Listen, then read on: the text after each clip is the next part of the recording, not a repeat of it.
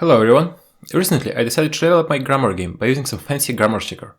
After evaluating a couple of alternatives, I chose Language Tool. Main reason is that you can run Language Tool completely offline and for free. Firefox extension would connect to the locally running Java application and nothing I type would ever leave my laptop.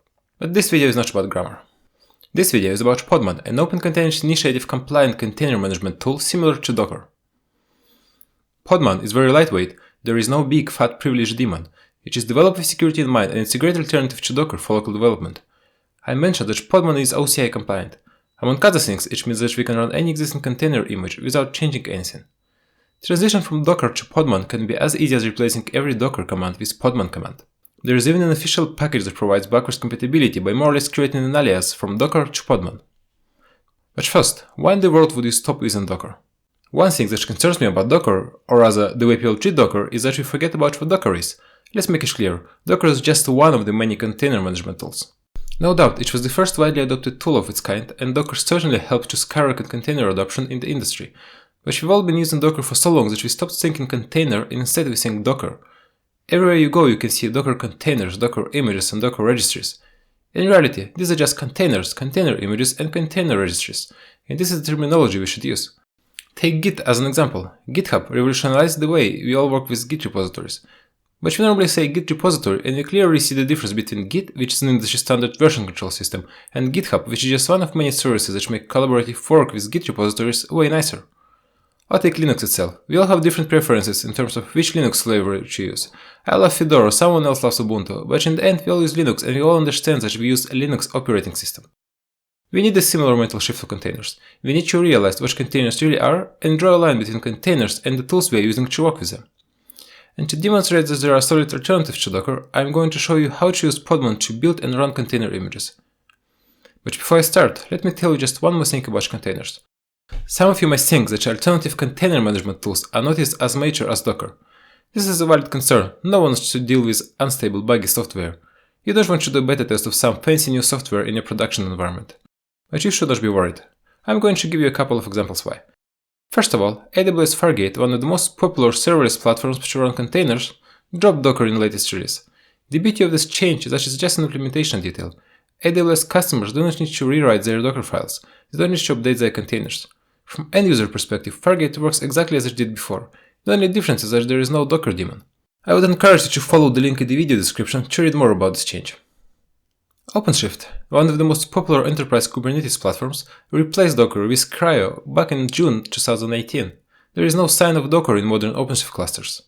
OpenSUSE did exactly the same in 2018, they switched to CRI-O as the default container runtime for the Cubic project. Kubernetes itself provides you with multiple choices during cluster installation. You can choose CRI-O or just Containerd and you won't even notice the difference in most cases. More and more companies are shifting from running Docker to running containers and adopt new tools, all of which are standard compliant and even work nicely with one another. All of this means that in production environment, Docker is just an implementation detail. You don't care which container runtime is used as long as it's stable and standards compliant. To give you another example, you don't care which hypervisor is used in your cloud provider. As a developer, it's not something you should concern yourself with. So, if you don't care if Docker is present or not in production, then nothing stops you from giving a try to Docker alternatives in development. Let's do exactly this and try Podman. If you remember, I started this video with Language Tool, an offline grammar checker.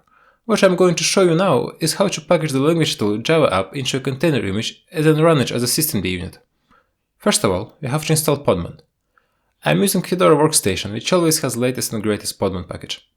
The version included in CentOS 8 is a bit behind the one I will use in this video. Next, I'm going to create a container file. Container file is basically a Docker file with the only difference being a file name. Developers of Podman chose this name to clearly indicate that this file is not Podman specific, it's just a file that describes how to build a container image.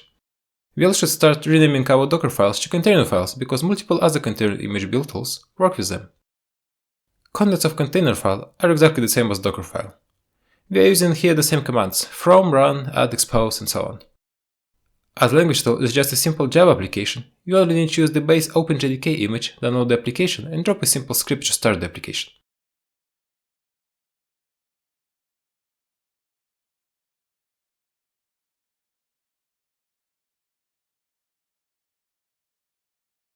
I made a typo in the allow origin option, please ignore it.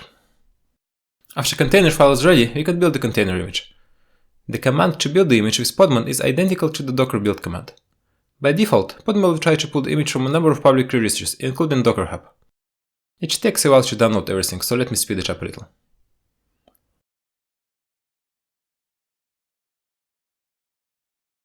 Finally, image is built, and you can see it by running Podman images command.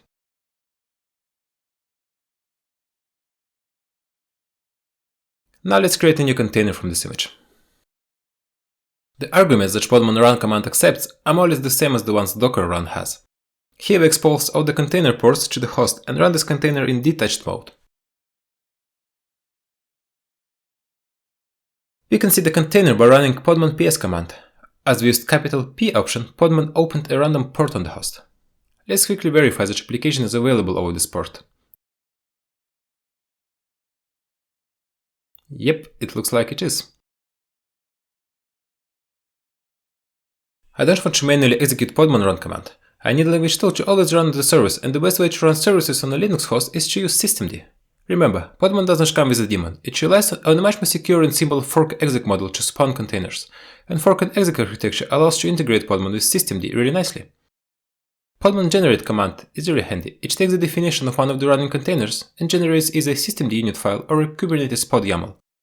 We will talk about the concept of pods in a different video. For now, let's generate a systemd service. We need to take the container name and pass it to generate systemd.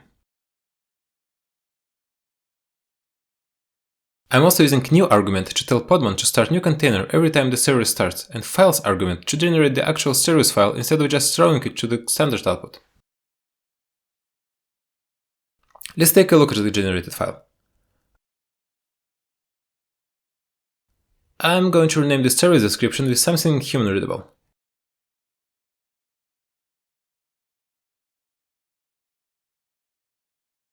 I will also change the type to simple and remove the detached option. This will allow us to see container logs by using journald. Finally, let's move the unit file to systemd location. Now I can start the service and check the status.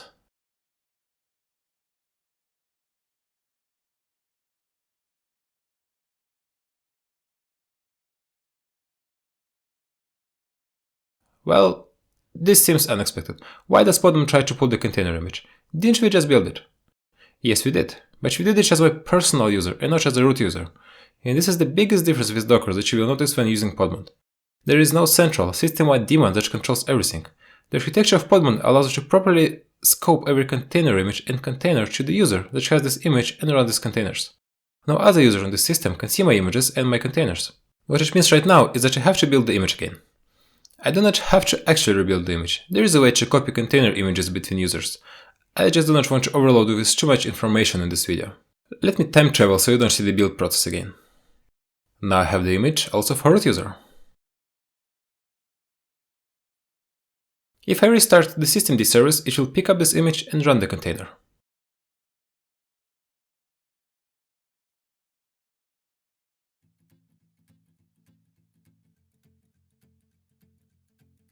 And that's everything I wanted to show you today. I hope you noticed how easy it is to use Podman. I encourage you to give it a try. You might want to stick with Docker, but at least you'll know that there are different container management tools and that containers are not just Docker. If you or your company needs consulting or training on containerization topics, reach out to us via email specified in the video description. It would be great to hear about your experience with new tools in container space in the comment section below. Don't forget to subscribe to our channel and press the like button. Thanks for watching!